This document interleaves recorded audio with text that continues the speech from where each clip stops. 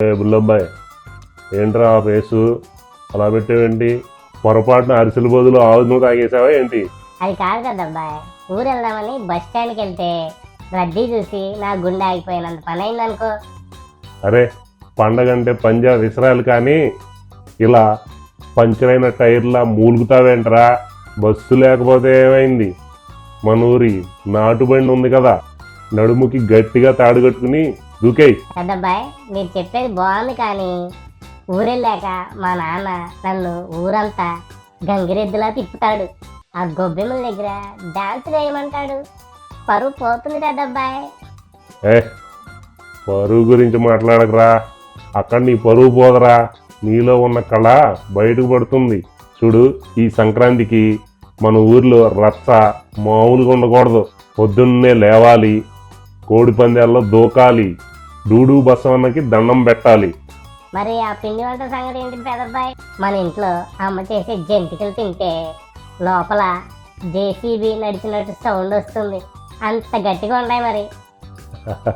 అరే, అది జంతికలు కాదురా, అవి మన బాడీకి ఇచ్చే ఐరన్ సప్లిమెంట్స్.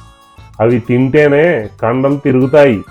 అది తిని పక్కింటి పిల్లోడికి ఒక పచ్చి ఇచ్చావనుకో, వాడు నేరుగా వెళ్ళి పండగ సెలవులు అయిపోయాక స్కూల్లో పడతాడు. అంత పవర్ ఉంది మరి మన పిండి వంటల్లో. అదంతా సరే పెద్దబ్బాయి, ఈసారి పండగ స్పెషల్ ఏంటి? స్పెషలా? ఈసారి మనం డిజిటల్ సంక్రాంతి చేస్తున్నాం. గాలిపటం ఆకాశంలో ఎగురుతుంటే మనం కింద మొబైల్లో గాలిపటం ఎగరేసేవాడిని రీల్ తీసి వైరల్ చేయాలి. ఆ గాలిపటం దారం తెగితే మన ఫాలోయింగ్ పెరగాలి. అంటే మనం గాలిపటాలు ఎగరేమో పెద్దబ్బాయి?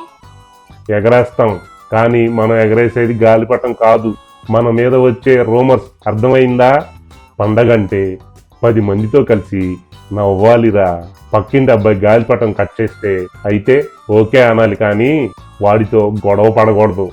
మీరు చెబితే అది కరెక్టే కదబ్బాయి. మరి నాకు కొత్త బట్టలు కొనిస్తారా? బట్లా? అరే, మొన్నే కదరా మున్సిపాలిటీ వాళ్ళు ఇచ్చే యూనిఫామ్ లాంటి షర్ట్ కొన్నాం, అది వేసుకో. పండక్కి పారిశుద్ధ్య కార్మికుల్లా కనిపిస్తే అందరూ నీకు సలాం కొడతారు. పెద్దబ్బాయి, మీ కామెడీ తగలయ్యా, నన్ను గంగిరెద్దుని చేసేసారుగా. పండగంటే అదిరా తమ్ముడు, అందరూ కలిసి సరదాగా ఉండాలి. ఏమంటారు మిత్రులారా? అందరికీ సంక్రాంతి శుభాకాంక్షలు. Just asking.